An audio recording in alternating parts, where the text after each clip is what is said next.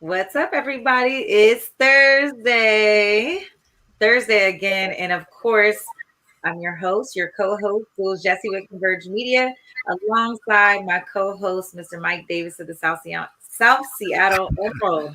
It is Thursday. What's up, Mike? Yes. I'm happy for Thursday. We got a lot this week. This is a big one. It was. Man, I really felt like there was a lot of newsworthy content this week. I don't know if that's good or bad. I think it's good. I mean, we got stuff we talked about we don't even have in the show. So that means it's a big news week. That's a good thing. Yeah, sometimes it feels like when there's a lot in the news, there's just like a lot of bad stuff going on. A little bit of both. That's all right. Let's go ahead and jump right into it. Cuddy, we got you waiting in the wings. What's up? What is going on with Fox News and Tucker Carlson? This is some drama, Mike, because Tucker Carlson is always clapping back at the COVID vaccine and wearing masks and things like that. But he's not speaking out at the fact that Fox News has quietly implemented COVID passports for the newsroom staff. I mean, it's crazy to me. He even says that it's like the equivalent to Jim Crow laws, when in fact, you guys, the Human Resource Department in early June said that Fox had developed a secure and voluntary way for employees to self-attest their vaccination status. So people at Fox News are getting vaccinated despite their, I don't want to call him anything derogatory, but despite what Tucker Carlson is saying. Oh, I love how you kept that respectful. I think you're absolutely right. You know, they got the Fox Clear Pass, as reported by CNN Business, where, you know, they were having employees discreetly report their vaccination status so that as they come back to the newsroom, people that are fully vaccinated don't have to go through their daily attestation. So they are vaccinating over there at Fox, even as a lot of their hosts are like spewing the most crazy anti-vax rhetoric. A lot of them are getting vaccinated. And the crazy thing with Tucker Carlson in particular, he's been asked on camera about his vaccination status, and he refuses to say whether or not he himself has received the vaccine, which leads a lot of people to believe that he might actually be vaccinated. I mean, for him jumping out so strong, I mean, he's been on record saying the vaccine doesn't work. He's, like you said, compared it to Jim Crow. He's said that getting the vaccine is like getting a frontal lobotomy. So if he's so anti-vax, people find it interesting that he won't say whether or not he himself has been vaxxed. So it's just something to really look out for. You know, you listen to all of these people talking, you hear all of their rhetoric. I mean, even when you talk about a lot of these Republicans who a lot of them have changed their tune now, but for a long time, you had Republican politicians who were vaxxed themselves still coming out and speaking against vaccinations and mask wearing and all of that. So you just got to be careful where you get your information from. Yeah, I think people who don't come out, who are super anti-vaccine and push a lot of anti-vaccination rhetoric, but then refuse to share their status. I mean, it does absolutely raise an eyebrow. So It does. I mean, because here on our show, I don't feel like we've ever encouraged anyone to get vaxxed, but we don't hide our vaccination status. Like I'll tell anyone I got vaxxed, but that doesn't mean that I'm out here campaigning and telling everybody else what to do. So it's just weird for him to not say where he stands on the spectrum while he's clearly encouraging people not to get vaxxed themselves. I agree. Well, speaking of people who are not getting the vaccine and anti-vaxxers, one of the coaching staff, the assistant coach of the Minnesota Vikings, sources from ESPN let the word out on Friday that Coach Dennison is out after he refused to get the COVID vaccine.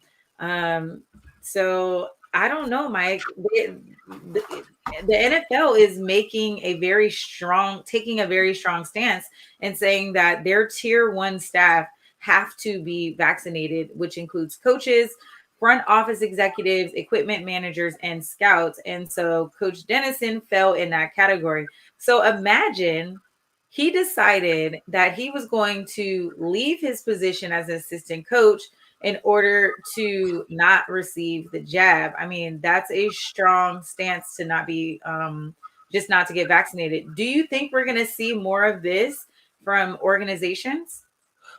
Yes, I absolutely do. I mean, Fox News is trying to vaccinate their newsroom, like these Right. on-air True. people that are saying all of these things. So I think we're going to see it everywhere. I think what's interesting with the NFL is that, this is money. This is really, really big money at stake. And you look at the last NFL season, the NFL had games that had to be postponed due to COVID. The NFL doesn't want that anymore. So the tier one staff, as you mentioned, they're required to get vaccinated. Minnesota coach lost his job. There was an assistant coach with the Patriots who lost his job. But the player piece is also very interesting as well. With the players, they're not forcing the players to get the vaccine. But if there's an outbreak due to unvaccinated players, a game will not be rescheduled. The game will be forfeited. And if a game is forfeited due to an outbreak with unvaccinated players, the team that caused the outbreak takes a loss, and players on both teams forfeit their game checks. So the NFL has actually put money behind this. These players don't get vaccinated, they could end up not getting paid. That's a really big stance. That is a big stance. I mean, but a stance that they probably should take. I think it's interesting, Mike, that we're seeing people in a position of privilege being able to walk away from their jobs because they're making the decision not to be vaccinated. Now, imagine you don't have the resources to take care of yourself and your family, that you can leave such a huge position being an assistant coach for the NFL at that, and having the ability to walk away because you're making a decision that you don't want to be vaccinated. I think about that, and I think about people who are not as financially, wealthy or sustainable that they can do that, or financially privileged to be able to do that. What do you guys think in the comments about that? Would you leave your job if they required you to be vaccinated? I think it's a thought, and I think the NFL is starting to talk about that. You know what I'm saying? They're really pushing what's going to happen, and I think they're setting the tone for a lot of different organizations and companies that are going to start requiring vaccine passports. Yeah, So, I want to ask you a quick question too. And I see Leon in the comments, and I want to be clear. The NFL did not say that unvaccinated players don't get paid. They mhm. said that if there are players on a particular team that are unvaccinated, and that leads to a COVID outbreak, that leads to a game being canceled, players on both of those teams, the unvaccinated team and the other team that had the outbreak, no players will be paid because they're not going to reschedule the game. But what they're talking about right now, and they're going back and forth with the NFL Players Association, is they want to have colored wristbands on the field. They want players who are vaccinated to have a red wristband and players who are unvaccinated to have a yellow wristband. And I think this takes it a step farther because now this feels like public shaming. And I just want to know, what are your thoughts on that policy? the That's a interesting way to turn it, Mike. I didn't expect that. Well, I'll say this. I still stand firm on the fact that the vaccine should be. I took the vaccine. I feel good about it. I feel comfortable about it. It was the best decision for me. I still feel that we should be able to advertise that it's free and available and safe for people to participate in. When it comes down to forcing or enforcing American citizens or just individuals to take the vaccine, I think we tread a slippery slope.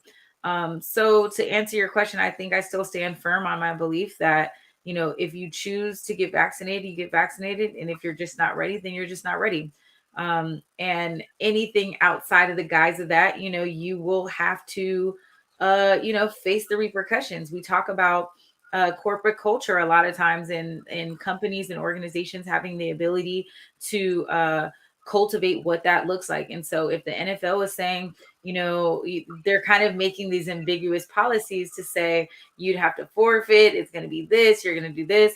Really, instead of them saying enforcing that you have to get vaccinated, they're kind of finding a loophole to encourage players to get vaccinated to meet essentially what they want their end game to be. So I do believe that companies and organizations are going to be able to take their stance.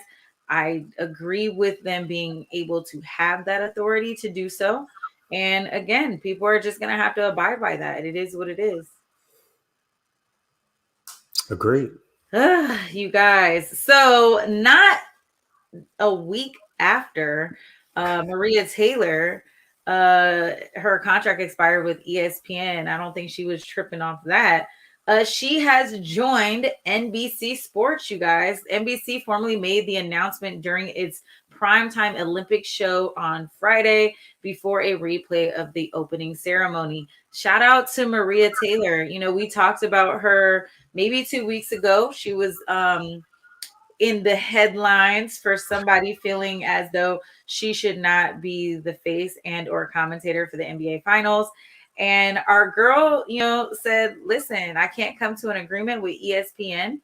That contract is expiring and we can't come to a financial agreement. So they parted ways and she's found a new home with NBC Sports. Mike, what are your thoughts on this? Man, this is a great story. Maria Taylor was on the broadcast of the NBA Finals one week, and the very next week, I turned to NBC and she's prime time at the Olympics. It just happened so fast. Like she went from the NBA Finals to Tokyo before anybody even knew that contract happened. There's a lot of rumors. So I got to take the journalist hat off because I do want to talk about some of these rumors. I listen to a lot of sports podcasts and a lot of people in and around ESPN. And what the rumors say right now is that this was a black eye for the company, like just the whole situation with Maria Taylor. We broke it down here. We talked about Rachel Nichols, the leaked tape. We even talked about the fact that the only one punished in that whole situation was a black woman who had a fairly low position at ESPN. So all of this looked bad on ESPN, which led to ESPN. They had to make Maria Taylor a really strong offer. If after all of that stuff had happened and they tried to lowball Maria Taylor and she leaked it, ESPN would have looked horrible. So they had to give her an even bigger offer. And then she was able to take that offer to NBC and go get the bag. And there's no official report on how much money she made, but everybody in the industry seems to think that she's made an awful lot of money with how everything played out and getting this new deal from NBC. And she deserves it. I mean, she's amazing at her job. Anybody that's watched her, even people that worked around her, she's known to advocate for people of color in the workplace. Really, really, really strong woman. So I couldn't be happier for Maria Taylor in this situation. Man, me either. I think this is a big win for her. I know that she's going to find a comfortable home at NBC Sports. They made a beautiful press release and announcement and really spoke highly of her. I believe some of the other former commentators from ESPN have found new homes at NBC Sports, and they say that the culture is much better. And so I'm looking forward to a tell-all Come on, Me too. Maria, give us the tea, give us the inside, give us the scoop, sis. We You want know to it's know. coming. Yeah, I honestly think it's a good look for her, and I hope she definitely secured the bag.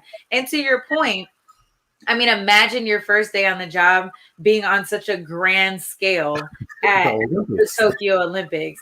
So she Absolutely. crushed that. She And definitely when crushed she that. gets back, her next assignment for NBC, she's gonna do Sunday Night Football, which is one of the biggest places that NBC could possibly put her. That's huge. That's huge for her.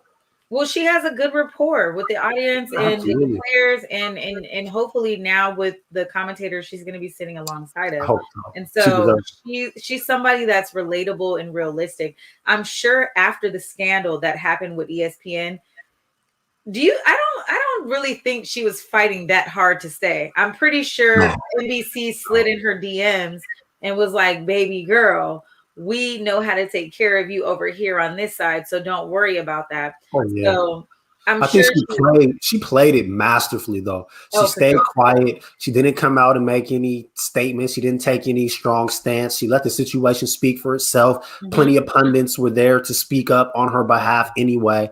So, she stayed the course. She waited to get that offer and then she took the better one. Kudos to her. She's Well a played. class act.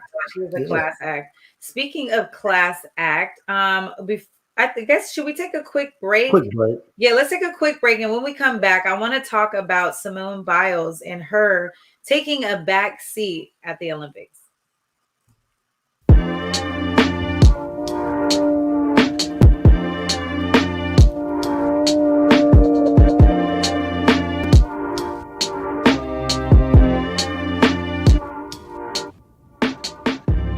Converge Media produces culturally relevant content for Black and urban audiences.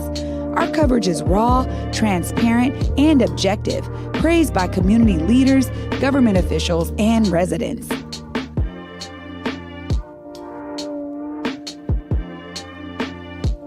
Support Converge Media today via Venmo, Cash App, or PayPal at Converge Media.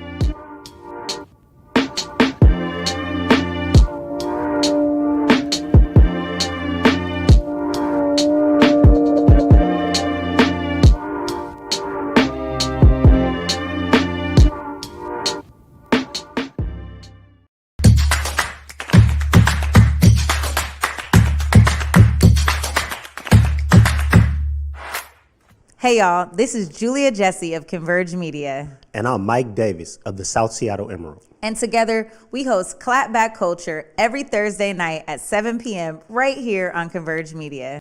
And as y'all know, we've done a lot of coverage of the vaccine on our show. And we've both shared our experiences about getting vaxxed. We are here to let you know that in the state of Washington, everyone over 12 years old is eligible for the COVID-19 vaccine. Keep in mind that there is no cost for the COVID-19 vaccine. This also means that you don't need to have medical insurance, so don't let that stop you. You can get more information and resources by visiting kingcounty.gov/COVID. If you're more comfortable speaking to a live person, you can call 206-477-3977. The hotline is especially good for those in our community who may need translation services. Or to set up an in-home vaccination appointment for themselves or someone they know that might not be comfortable at a vaccination site due to a disability, anxiety, or other reasons, or just to be connected to other resources. Here in King County, the COVID vaccine is accessible and available. The summer is here, and we know you want to be outside. So let's celebrate the summer safely by getting vaxxed. What's good, everybody? It's your boy Cuddy, and it's about that time again. It's time to get out and vote. This year, we're weighing in on local races from county executive to the mayor to the school board and more. So now's the time to use your voice and make yourself heard. Read your voter's pamphlet. You can make your selection in any color pen, sign your return envelope, and return your ballot as soon as possible. Be sure to track it through the process at kingcounty.gov/election. Ballots must be postmarked by Election Day, August 3rd, or placed in one of the 73 King County drop box locations by 8 p.m. on Election Day. Look, now from one P to another, it's important that our voices is heard. So please, go out and vote. Cuddy. Big Okay. Cuddy. That was my first time seeing that. Okay, Cuddy, I see you. Oh yeah, so because you don't have social media. Oh, you seen it? I saw it on the Instagram. Shout out to Cuddy working this directorship, this producing gig in the back for us, y'all. He's keeping us on our toes. It's crazy, and I know we're gonna get into the Simone Biles story, but it's just crazy to me that outside, like I thought we was gonna be outside, Mike. Like it just seems like COVID is back, like back with a vengeance, back like it never left. You know, it's Right. insane. The CDC is. I was supposed to be in Cali right now, literally right now, and I didn't go because it seems like they're shutting it down out there. They are shutting it. They're shutting everything else back down. Listen, the CDC rolled out the mandate again. The masks are back, y'all. Even if you are vaccinated, let's go ahead and run that clip really fast. Let's just get re-educated. I know there's a lot of confusion about should I put my mask on? Should I not wear my mask? What should I do? Let's clear it up right now. What does the CDC have to say? That new indoor mask guidance also applies to schools. The CDC says all students, all faculty, all staff in K through 12 schools, even those who are vaccinated, should wear a mask. Here's the CDC director just moments ago.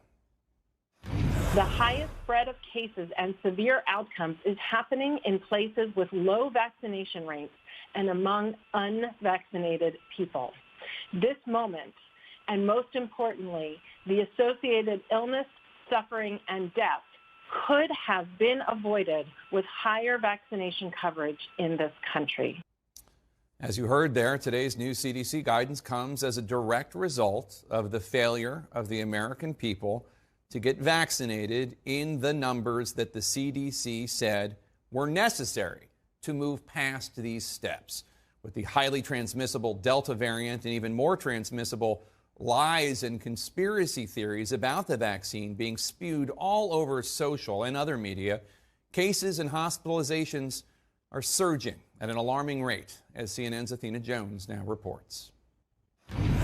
With new coronavirus infections rising in every state, the CDC is revising its mask guidance for vaccinated people in areas it says have high or substantial COVID transmission, now recommending they wear masks indoors in public spaces. In rare occasions, some vaccinated people infected with the Delta variant after vaccination may be contagious and spread the virus to others.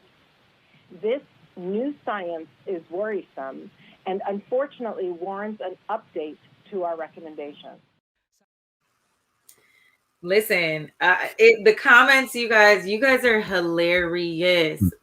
Leon talking about some, I guess, like, oh, what, the lotteries didn't get him. Didn't do the trick, man. It didn't do the trick. Janine Lamont, you had to cancel your mask burning party. Shout out to you. I definitely thought about doing a mask burning party. That is so clever. Not yet. It seems like we're about to go back under for the long haul, y'all. And with this Delta variant, it's getting kind of dicey.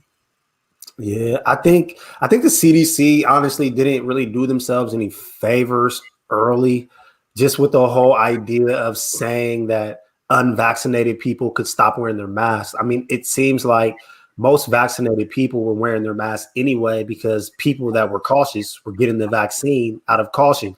People that didn't want the vaccine are typically the same people that are the anti-maskers. So when they left it open like that, it really just meant that people that weren't vaccinated weren't going to wear their masks. That was a major miscalculation on their part.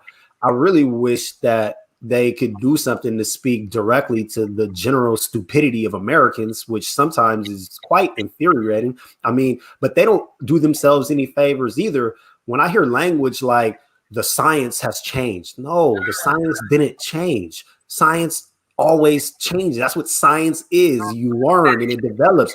But they, like the CDC, needs to be a little more careful with the type of language that they use because it helps the idiots slide on really excuses that don't even make any sense at this point. I think people are finding excuses though, Mike, right? I So agree. it's a matter of, you know, being socially responsible, right? So if you are a person who doesn't want to be vaccinated, wear your mask and social distance.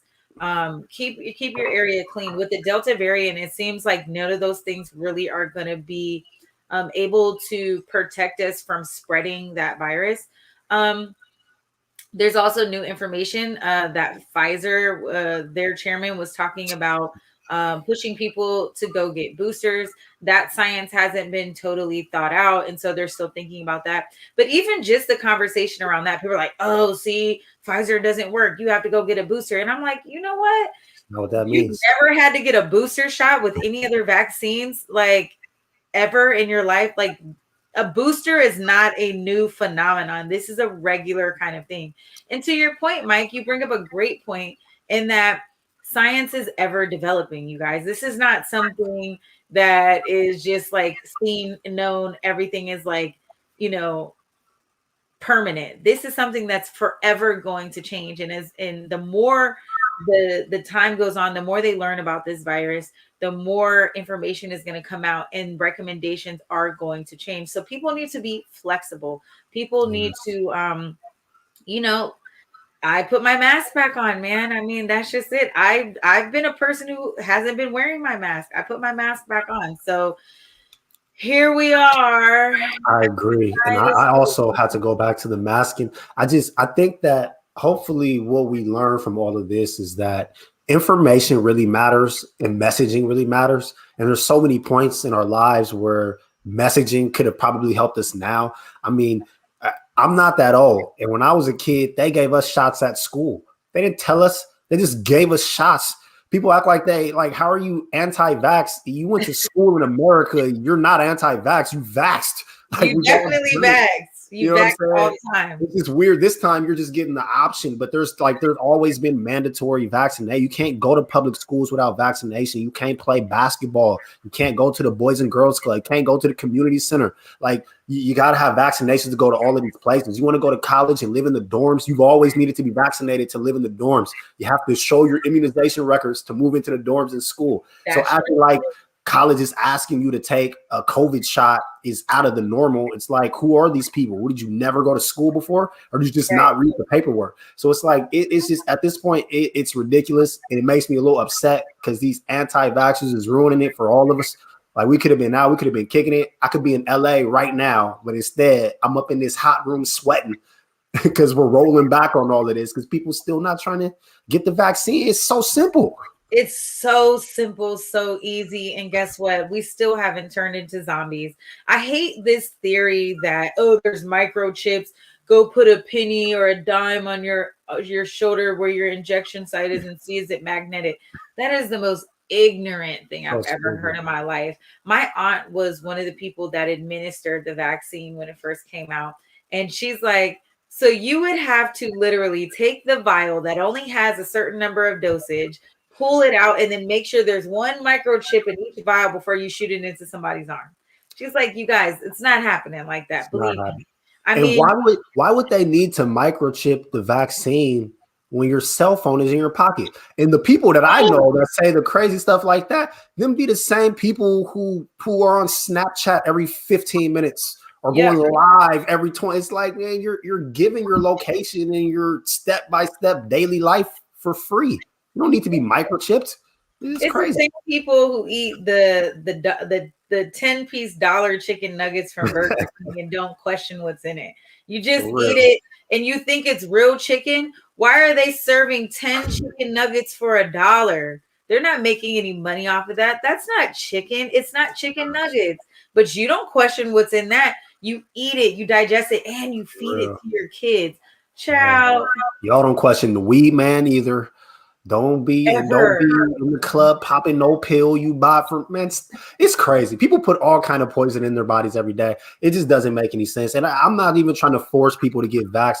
I don't like the ridiculousness of the arguments that people have against it because at this point, it doesn't make sense. None of them. It's all been debunked. The idea that the vaccine was rushed is also not true. And that was one of the things that I thought at first until I found out that like the mRNA, like it's always been here. We've had other coronaviruses. They just had to alter it. And what usually makes vaccines slow is money and resources. And since this was global, everybody threw all their money at it. So it happened. It's normal. It's just crazy, man. Like y'all claim to want information, but you never read. Because if you read anything, oh man. Anyway, we're beating a dead horse. We know, but I think that plays right into why Simone Biles also took a mental health break. And, you're thinking about such a wide scale. She talked about not having an audience in her shows. But can you imagine being on the world stage and you're the number one athlete at the Olympics that everybody's following? And you make the decision to take a mental health break. Cuddy, do we have the overlay for that? So she talked about, we're human too. Simone Biles, she highlighted the importance of mental health in the Olympics and withdrew from the team game. So she still did her own, I believe, Mike, correct me if I'm wrong. She did not participate with the team, but she did show up and do one of her own events. Yes. And then she pulled out of individual competition as well after.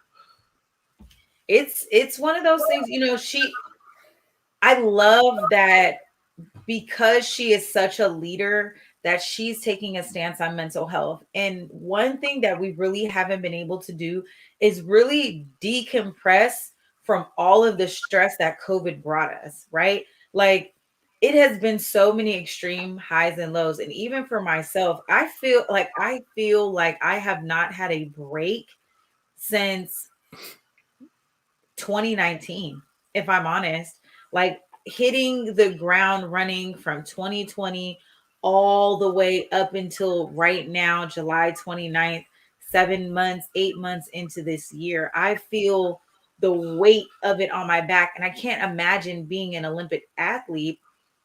You're practicing, you're dieting, you're training, you're interviewing. You have so much pressure on you to perform at your highest capacity that people don't treat you like you're human. And we've dehumanized athletics when they get to this point, but we've also just dehumanized the fact that people are really having a tough time.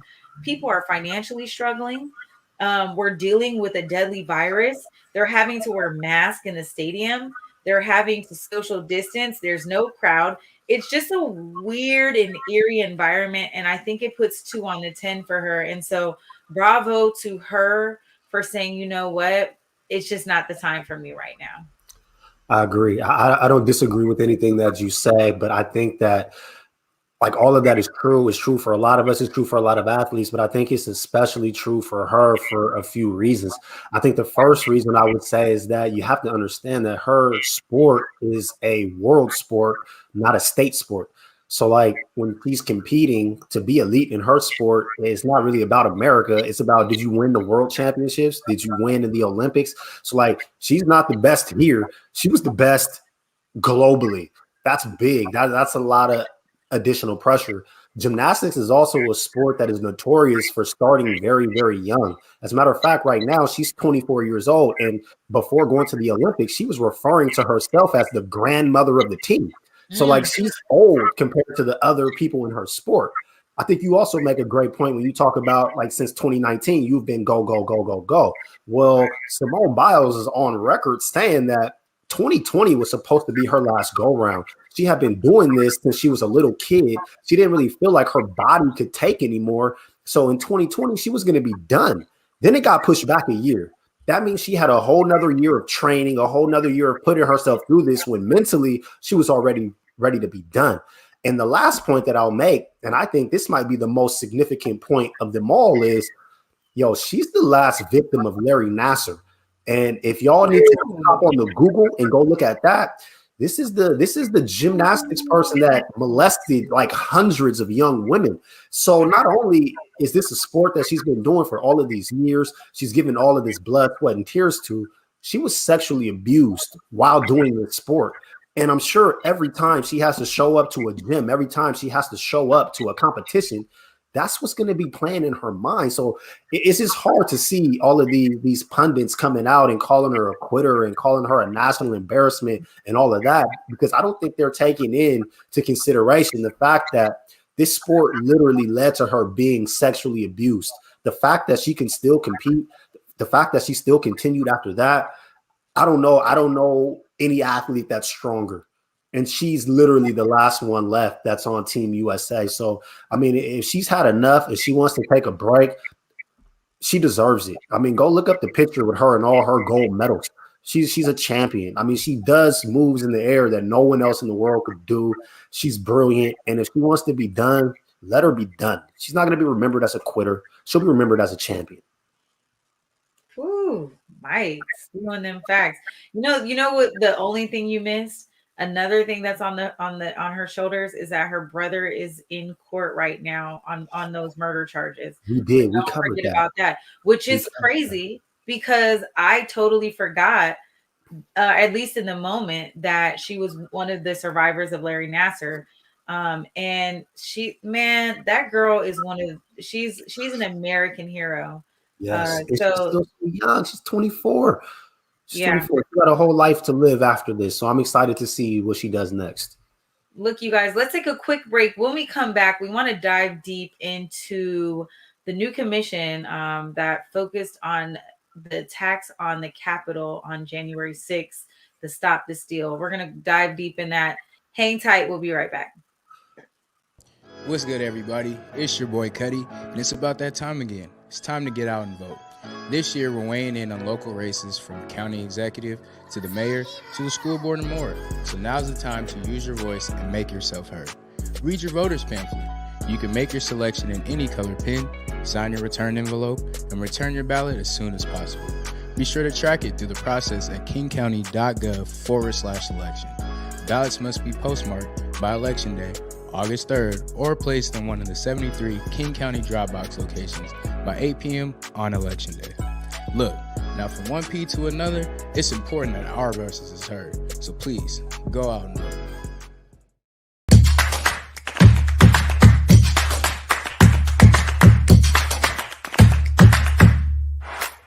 Hey y'all, this is Julia Jessie of Converge Media. And I'm Mike Davis of the South Seattle Emerald. And together, we host Clapback Culture every Thursday night at 7 p.m. right here on Converge Media.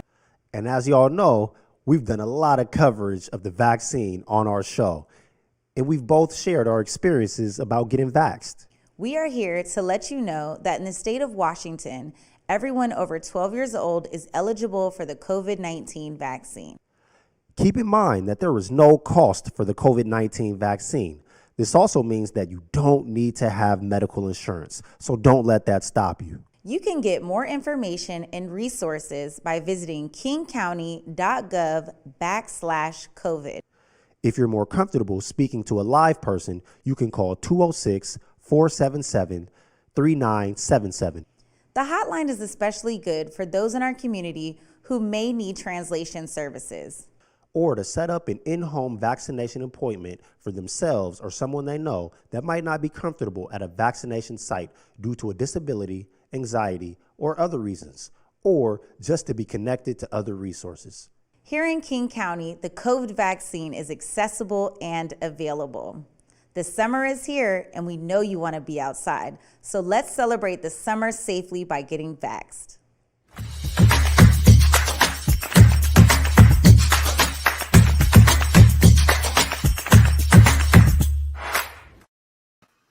What's up, y'all? We are back. Thanks for staying tuned into Clapback Culture. We appreciate you listening in. We want to talk about the January 6th attack. We did see 4 police officers testify on Tuesday about the physical and verbal assaults they faced responding to the January 6th riot at the U.S. Capitol. We do have a short clip from Representative Cheney, who is leading that pack. We cannot leave the violence of January 6th and its causes uninvestigated. The American people deserve the full and open testimony of every person with knowledge of the planning and preparation for January 6th. We must also know what happened every minute of that day in the White House, every phone call, every conversation, every meeting leading up to, during, and after the attack. Honorable men and women have an obligation to step forward. If those responsible are not held accountable, and if Congress does not act responsibly, this will remain a cancer on our constitutional republic. They thought they were going to get the Republicans thought they were going to get rid of Representative Liz Cheney, but she's coming with lethal force and ammunition. And bravo, because they got some of the best officers to testify and paint a true picture of what happened on January 6th. Mike, if you don't have any further comments, I'm going to go ahead and allow Cuddy to play those clips. He could play the clips. Start to see why it was difficult to find any Republican members of Congress to serve on the Select Committee who would actually take the investigation into January 6th seriously. But Speaker Pelosi did find two of them, and today we got to see for the first time how those two Republican members will approach their role on the Select Committee. We cannot leave the violence of January 6th and its causes uninvestigated. The American people deserve the full and open testimony of every person with knowledge of the planning and preparation for January 6th. We must also know what happened every minute of that day in the White House, every phone call, every conversation, every meeting leading up to, during, and after the attack. Honorable men and women have an obligation to step forward. If those responsible are not held accountable, and if Congress does not act responsibly, this will remain a cancer on our constitutional republic. Many in my party have treated this as just another partisan fight. It's toxic, and it's a disservice to the officers and their families, to the staff and the employees on the Capitol complex, to the American people who deserve the truth. I want all Americans to be able to trust the work this committee does and get the facts out there free of conspiracy. This cannot continue to be a partisan fight. I'm a Republican, I'm a conservative. But in order to heal from the damage caused that day, we need to call out the facts.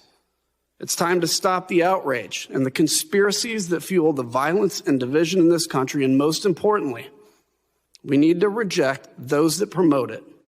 Now, on the surface, today's hearing was about what police officers experienced on January 6th. It was a reminder of how awful and brutal and violent that day actually was. But the reason such a reminder is even needed is that Donald Trump and his allies, including Republican members of Congress who lived through the attack personally that day, are actively trying to rewrite the history of that day as a peaceful protest or a normal tourist visit.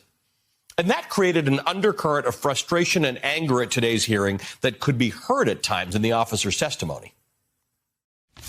The same people who we helped, the same people who we gave them the borrowed time to get to safety, now they're attacking us. They're attacking our characters. You got people right now in front of the Justice Department asking to release some of the very same people to be released, even though we are testifying about the trauma and the agony and everything that happened to us. It's pathetic, and they shouldn't be elected official anymore. So many of the people I put my life at risk to defend are downplaying or outright denying what happened. I feel like I went to hell and back to protect them and the people in this room. But too many are now telling me that hell doesn't exist or that hell actually wasn't that bad. The indifference shown to my colleagues is disgraceful. There's been a sentiment that's going around that says everybody's trying to make January 6th political. Well, it's not a secret that it was political. They literally were there to stop the steal. So when people say it shouldn't be political, it is. It was and it is. There's no getting around that. That was a powerful point from Harry Dunn of the Capitol Police. If this select committee is going to perform a real investigation into January 6th, there's actually no getting around the politics of it. We have two major political parties in this country, and the people who attacked the Capitol did it to try to keep a president from one of those political parties in power.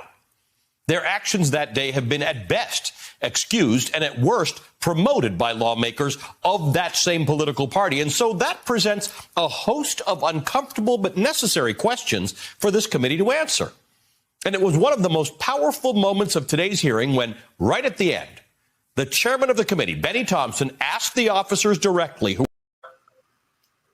Y'all, we apologize for such the long clip. I think we had some technical difficulties, but I can tell by the comments, Mike, that a lot of our viewing audience did watch the hearings. I mean, our audience is so well read.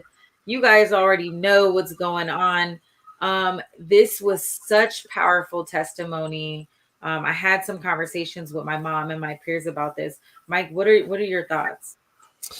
Well, first and foremost, I think Officer Harry Dunn is correct in that this is political. I mean, there's no way around this not being political. This was about ballots. This was about voting. This was about people representing one specific party trying to make sure that their guy was able to win an election that he lost. So there's no way to separate the politics from this.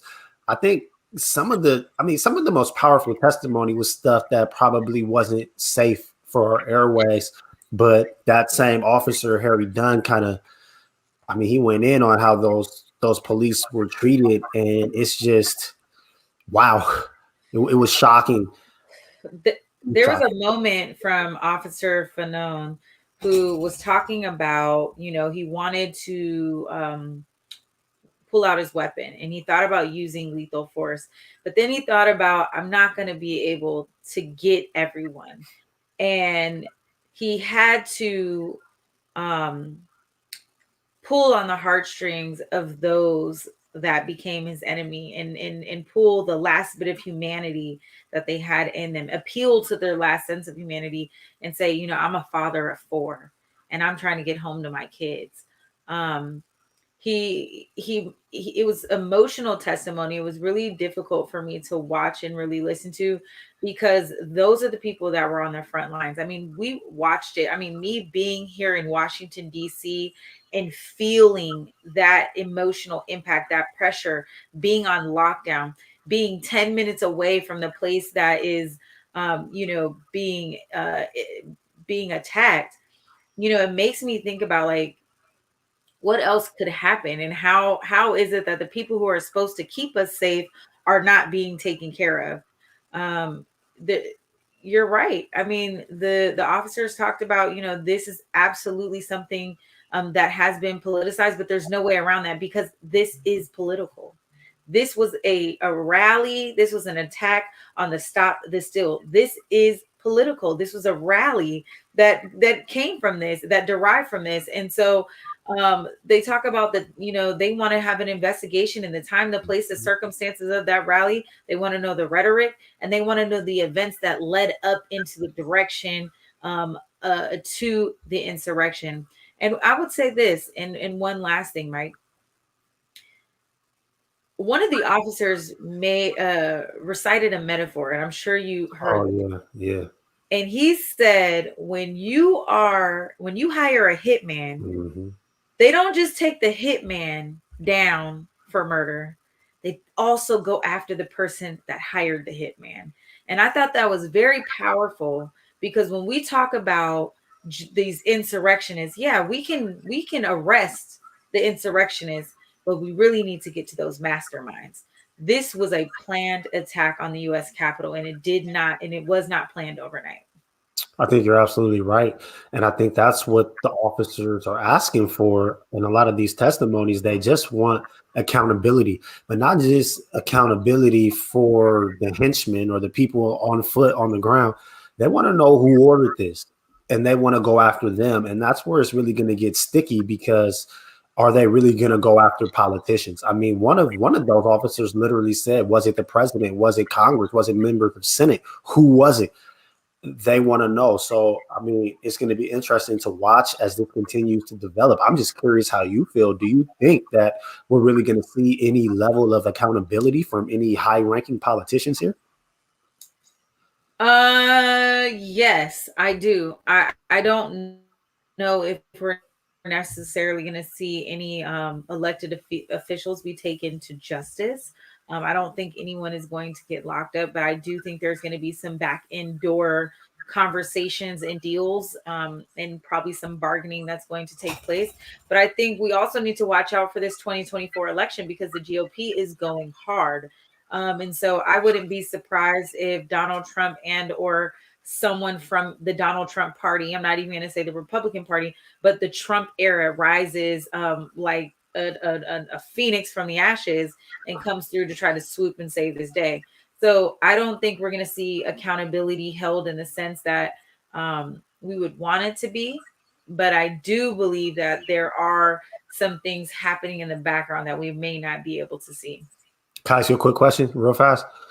In your opinion, I mean, because, yeah, for sure, I do think Trump or someone on his side is going to emerge for this next election. But my question is, do you think that the Republican Party will get behind them, or do you think that this is going to be a campaign that's going to run and then we'll also have a Republican candidate and then we'll also have the Democrats as well? Well, one thing about politics, Mike, is it's all about money. And so if you have a candidate that can generate revenue, you can get the vote, right? And you can galvanize behind an individual should they be able to infuse capital into that party. And so that's why we're seeing individuals like Marjorie Taylor Greene still, having a seat at the table. Individuals like Matt Gaetz still having a seat at the table, because anytime they have some type of controversy or something in the news, they're able to raise millions and millions of dollars. And ultimately, there's a sense of cash, the cash cow, right? And you want to be able to fund the things that you want to be able to fund. And so again, back end door deals. And I'm not saying everybody's shady, but what I am saying is it's politics. And that's exactly what happens in Washington. Period. I agree. Go ahead. I just hope that when it plays out, they're splitting those votes on the right, and we don't have to go through another round of the madness that we've already went through. But I guess we'll see. Oh, we're definitely going through the madness. This is not going to be an easy election. I guarantee you that. This is going to be the fastest 4 years you ever felt in your life. We are definitely going to have to, it's going to be a battle royale to the end. I think that Joe Biden probably will not run again. I think that he will have, someone else in his seat, if not Kamala Harris. I think it's going to be tough. I think we have to see where the state of the country is in the next 3 years. But 2024 is right here, man. And I don't see it being an easy feat at all. I don't either. But we're going to get a hell of a lot of content because we'll be covering it. We'll still have a job, and the state of America will be our conversation. We'll take a couple quick questions before we wrap up. Catherine Keller said, Jules, did they run it on local DC stations? We were always closer to everything when I lived there. Hell yeah, they played it. They played it. And it was live in the newsroom. When you're sitting next to people, I was at the office, and so a lot of people were talking about that and buildings being evacuated. So it was a big deal. It was a scary time. Any more comments? Let me go through. Shout out to all you guys who keep coming in. Chip, we see you. Mama Walden, we see you. She says the GOP are cowards. Leon, thank you always for pulling up, you guys. Tanya, thank you. So look, you guys, we appreciate you guys hanging out with us again here on Clapback Culture. We will have another great show for you next week. I will hopefully be in my new studio next week because I'm planning to move this weekend, Mike. So I think I'm going to actually move into the house that I bought. Congrats. I know you're putting in a lot of work over there.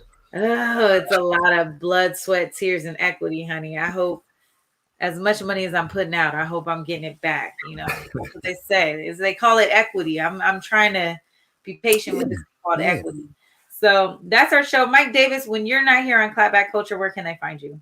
You can find me at the South Seattle Emerald. Anywhere you can find the Emerald, you will find me. You can also find me on Twitter at Real M Davis. Great. We hope to see you there, Mike. And you can find me at Treasure of JULES on Instagram and Twitter. Please pull up and follow me and slide into my DMs. Let me know what you guys want us to talk about next week. All right, y'all. Well, that's our show. It's been Clapback Culture. It's a pleasure to have you. Peace. Peace.